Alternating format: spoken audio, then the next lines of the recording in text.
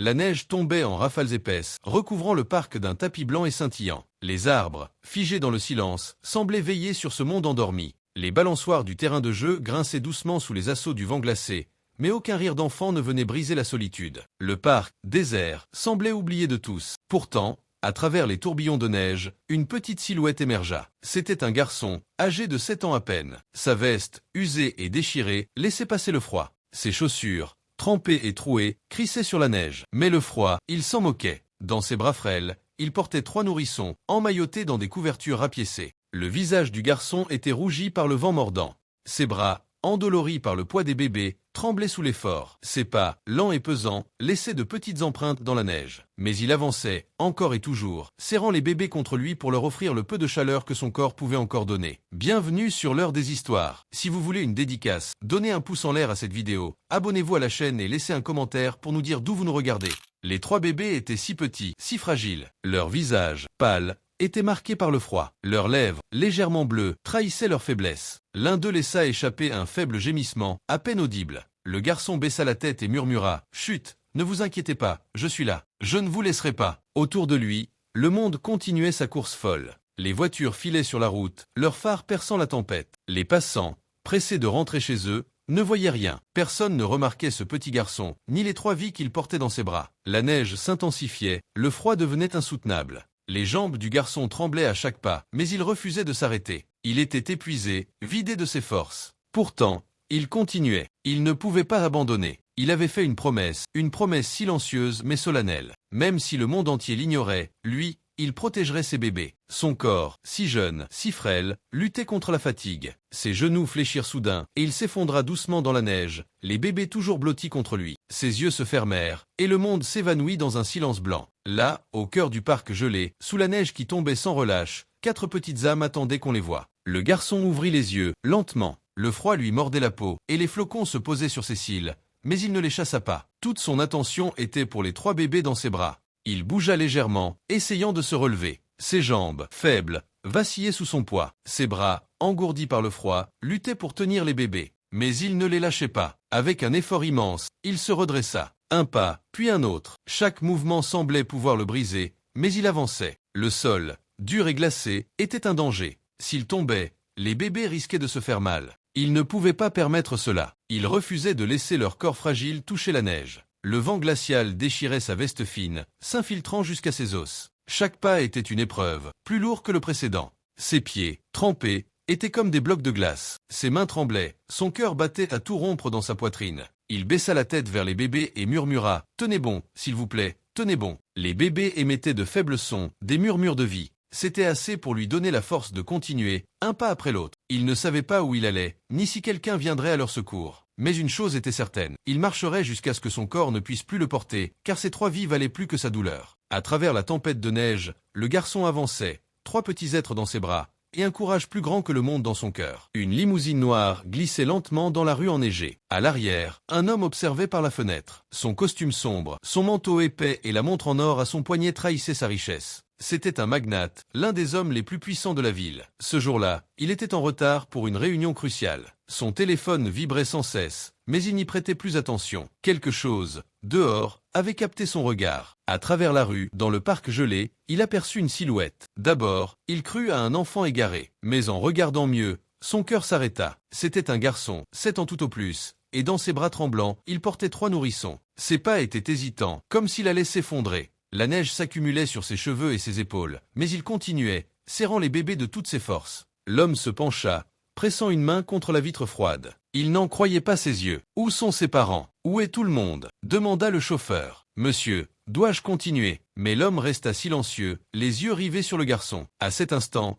quelque chose en lui, quelque chose qu'il croyait éteint depuis longtemps, se réveilla. Il prit une décision rapide. « Arrêtez la voiture », ordonna-t-il d'une voix ferme. Le chauffeur s'exécuta sans un mot. L'homme ouvrit la portière et sortit dans le vent mordant. La réunion, l'argent, les affaires, tout cela s'effaça. Rien n'importait plus, face à ce garçon et ses 3 petites vies luttant pour survivre sous ses yeux. Le garçon fit un pas de plus, puis un autre. Ses jambes tremblaient violemment. La neige, plus profonde, rendait chaque mouvement plus difficile. Le froid, comme des lames, transperçait sa peau. Il serra les bébés contre lui, essayant de les protéger. Leurs petits visages, enfouis dans les couvertures, ne laissaient plus entendre de pleurs. Ils étaient trop faibles, trop gelés. Sa vision se troubla, le monde vacilla. Il cligna des yeux pour chasser la neige, mais son corps cédait. Il trébucha, puis ses genoux lâchèrent.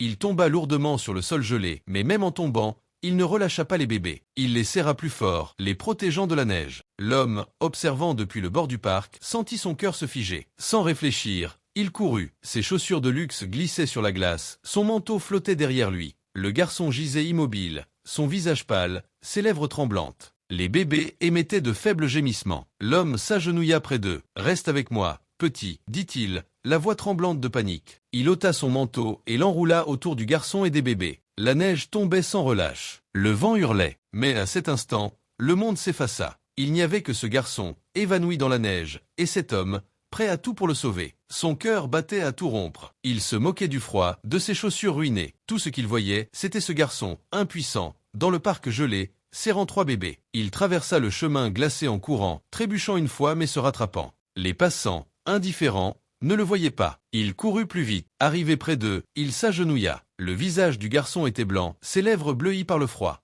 Les bébés bougeaient à peine. Sans hésiter, l'homme retira son lourd manteau et l'enroula autour des 4. Il écarta la neige du visage du garçon, les mains tremblantes. « Tiens bon, petit, murmura-t-il. S'il te plaît, tiens bon. » Il regarda autour de lui, désespéré. Le parc semblait immense, vide, hostile. Il saisit son téléphone et appela une ambulance. « J'ai un garçon et 3 bébés, cria-t-il. Il gèle. Envoyez quelqu'un maintenant. » Il ne demanda pas la permission. Il souleva le garçon et les bébés, les serrant contre lui. La tête du garçon reposait contre sa poitrine, si légère, si fragile. Les bébés gémissaient doucement sous le manteau. L'homme resta là, les protégeant de la neige avec son propre corps, se balançant doucement, murmurant « Tout va bien maintenant. Vous êtes en sécurité. » Les minutes semblaient des heures. Chaque seconde était une lutte contre le froid. Mais enfin, le son des sirènes déchira le silence. L'aide arrivait. Cette fois, le garçon ne serait pas seul. Les portes de l'ambulance s'ouvrirent bruyamment. Les ambulanciers se précipitèrent avec une civière, criant pour couvrir le vent. « Ici !» appela l'homme, agitant les bras. Ils placèrent doucement le garçon et les bébés sur la civière. L'homme ne lâcha pas jusqu'au dernier instant. À l'intérieur de l'ambulance, il faisait un peu plus chaud.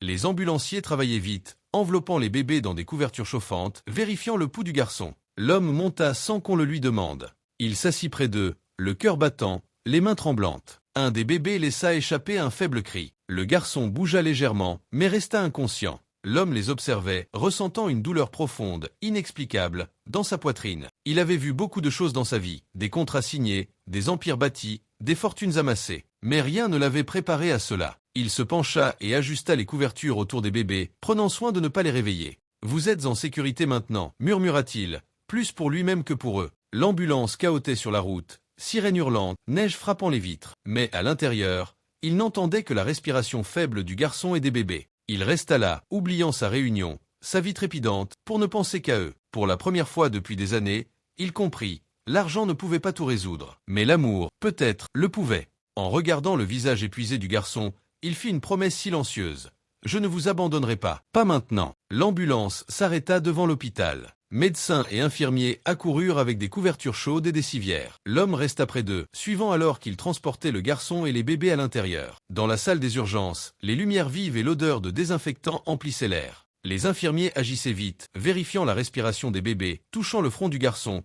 les enveloppant dans des couches de couverture. L'homme se tenait près de la porte, observant, impuissant. Les minutes s'étiraient comme des heures. Enfin, un médecin s'approcha. C'était une femme aux yeux doux. « Êtes-vous de la famille ?» demanda-t-elle. Il hésita. « Non, je les ai trouvés » répondit-il doucement. La médecin hocha la tête et regarda vers le garçon. « Il n'est pas leur père. C'est un enfant, sans abri, d'après ce qu'on sait. » L'homme sentit sa poitrine se serrer. « Mais il les portait comme s'ils étaient tout pour lui » murmura-t-il. La médecin sourit, un sourire teinté de tristesse. « Parfois, ceux qui ont le moins donnent le plus » dit-elle. L'homme regarda à travers la vitre. Le garçon reposait sur un lit d'hôpital, frissonnant sous des couvertures épaisses. Les bébés, dans de petits berceaux à côté, respiraient doucement. Même épuisés, le bras du garçon s'étendait dans son sommeil, cherchant un berceau. Il les protégeait, même dans ses rêves. Quelque chose changea en l'homme. Pas de la pitié, mais du respect, et une détermination farouche à s'assurer que ce garçon et ses bébés ne soient plus jamais seuls. Il s'assit dans le couloir, la tête dans les mains.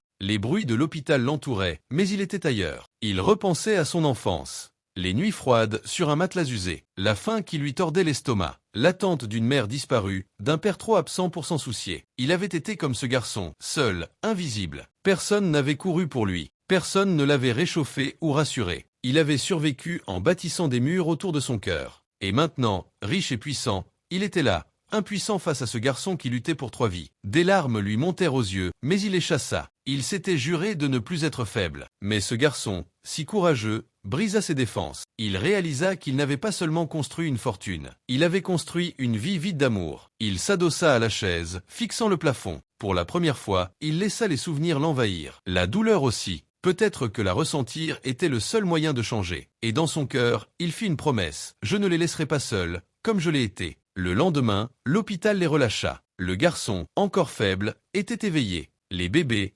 enveloppés dans des couvertures neuves, dormaient paisiblement. L'homme signa les formulaires sans hésiter. Quand une infirmière demanda « Où vont-ils » il répondit « Chez moi ». La limousine s'arrêta devant l'hôpital. L'homme aida le garçon à s'installer, portant les bébés un par un. Il resta près d'eux pendant le trajet, veillant sur eux. La ville défilait, bruyante et animée, mais dans la voiture, c'était calme, sécurisant. Ils arrivèrent devant une immense demeure, avec des murs de pierre blanche et de grandes fenêtres. Le garçon écarquilla les yeux, serrant les bébés, incertain. L'homme s'agenouilla. « C'est ta maison maintenant, dit-il doucement. Tu es en sécurité. » Le garçon hésita. C'était trop grand, trop différent. Mais l'homme sourit et tendit la main. Le garçon la prit, et ils gravirent les marches ensemble. Les portes s'ouvrirent, révélant un intérieur silencieux, des couloirs froids, mais plus pour longtemps. Les pas du garçon résonnèrent, et la maison s'éveilla. La demeure changea. Les nuits, autrefois silencieuses, s'emplirent des pleurs des bébés. L'homme, habitué au calme, se réveillait en sursaut, courant vers la nurserie. Il y trouvait le garçon, déjà debout, berçant un bébé tout en calmant les autres. Ensemble, ils apprirent à préparer des biberons, à changer des couches, à bercer les bébés. Parfois, le garçon s'endormait sur le sol,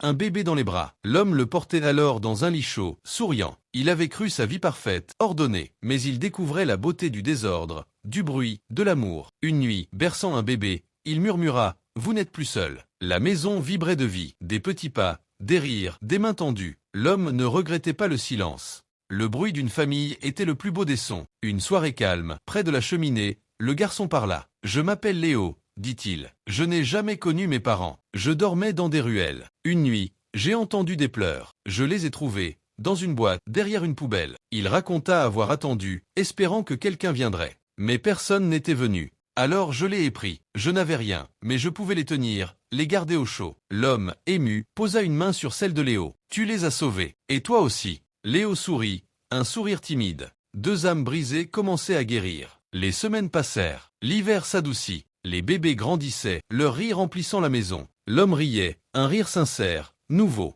La maison vivait. Un après-midi, alors que les bébés jouaient sur le tapis, l'homme réalisa que sa vraie richesse était là, dans ses rires, ses petites mains, ce garçon qui le regardait comme un héros. Un matin, dans son bureau, il signa des papiers d'adoption. Léo et les bébés étaient sa famille, par choix, par amour. Il leur dit « Vous êtes chez vous, pour toujours ». Léo, ému, le serra dans ses bras. Les bébés babillaient, et l'homme les enlaça tous. Plus rien d'autre ne comptait. À Noël, la maison brillait de chaleur. Un sapin simple, décoré par Léo et les bébés, trônait dans le salon. Ils échangèrent des cadeaux modestes, mais précieux. L'homme, entouré de sa famille, comprit. C'était son meilleur Noël. Non pas à cause des cadeaux, mais des gens autour de lui. Les années passèrent. Les bébés devinrent des enfants pleins de vie. Léo grandit, fort, courageux. Un jour, dans un centre communautaire bondé, il parla. « J'étais un garçon seul, avec 3 bébés et un cœur plein d'espoir. Quelqu'un m'a vu, a choisi la bonté. Cet acte d'amour nous a tous sauvés. » La foule applaudit, ému. L'homme, fier, comprit que tout s'était bouclé. Des années plus tard, dans le parc enneigé, Léo, maintenant adulte,